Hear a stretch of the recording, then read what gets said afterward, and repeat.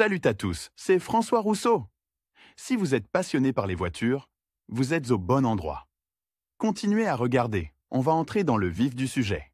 Les constructeurs automobiles dépensent des sommes considérables pour améliorer la sécurité de leur création. De nouvelles conceptions sont inventées, des systèmes parfaits sont mis au point et des tests sont effectués. L'une de ces inventions est l'appui-tête actif.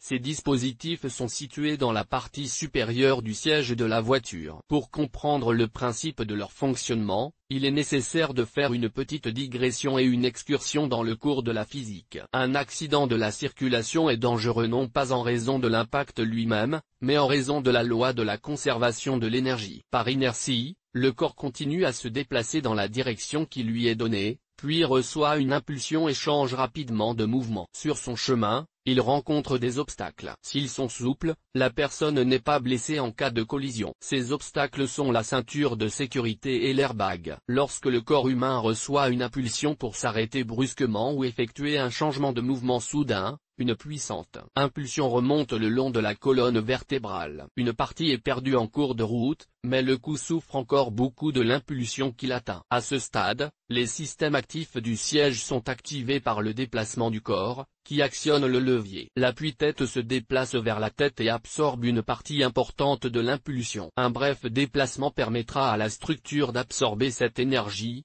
après quoi l'appui-tête reviendra. Qu'est-ce qu'un appui-tête actif? L'objectif et le principe de fonctionnement de ces systèmes ont été compris, mais on ne sait toujours pas ce qu'ils sont. Des appuis-tête actifs dans les sièges avant. Ils peuvent faire partie du siège ou être un dossier allongé. Dans ce cas, les mouvements de la tête et du cou sont limités et les dommages en cas d'impact sont exclus. D'autres variantes du modèle se présentent sous la forme de coussins de petite taille. Ils sont fixés aux extrémités des dossiers et peuvent être réglés. Dans ce cas, il est possible de trouver la position la plus confortable et la plus sûre pour les appuis-tête. En revanche, en cas de mauvais réglage, la sécurité humaine est réduite. Néanmoins, cette conception simplifiée est fiable. Lire aussi, caractéristiques et avantages des flexibles de frein renforcés pour la voiture. Quels sont les types d'appui-tête actifs? Les appuis-tête actifs se répartissent en deux catégories selon le type d'actionneur utilisé. L'actionneur mécanique est un dispositif situé à l'intérieur de la structure. Il détecte le mouvement du dos du conducteur, qui est à l'origine du mouvement du support de protection par rapport à la tête. Lorsque la charge sur la colonne vertébrale diminue, le support revient à sa position initiale. L'actionneur électrique est équipé d'un système de contrôle électronique. Il se compose d'un certain nombre d'éléments structurels.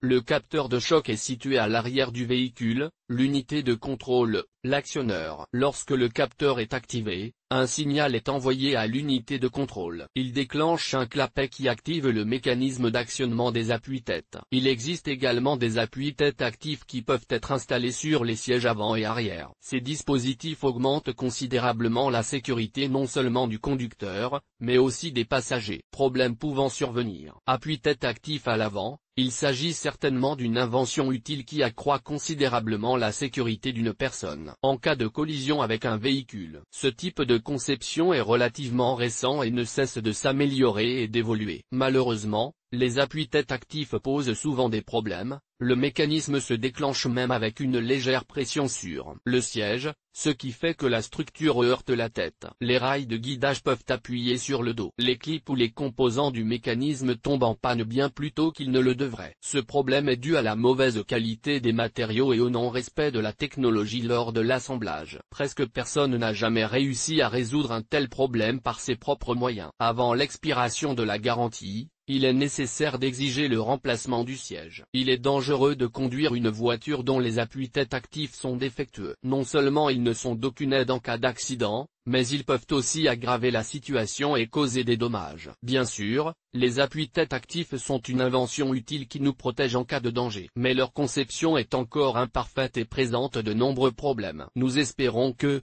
dans un avenir proche, les voitures seront équipées de dispositifs parfaits et sans défaut.